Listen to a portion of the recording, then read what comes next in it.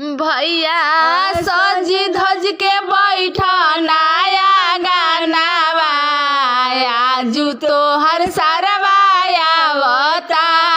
भैया सज धज के बैठा नया गानावा आजू तोहर सरवा आवता।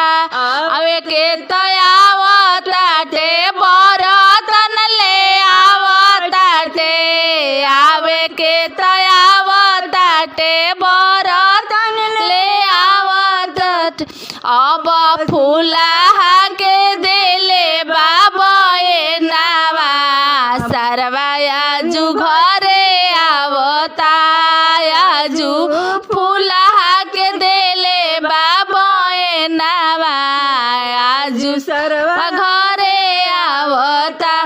भैया सज धज के बैठा नाचौकावा आजू तोहर सरवा आवे के तयावता। फिर जावले आवता टे आवे के तयावता कुला वाले।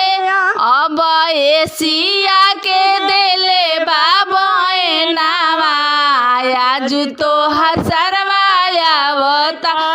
अब एशिया के देले बाबा ए नावा आजू सरवा घरे आवता। आवे के तयावता अंगूठिया ले आवता टे आवे के तयावता टे सूटावा ले अब सिकड़ी के देले बाबा ए नावा आजू सरवा घरे आवता।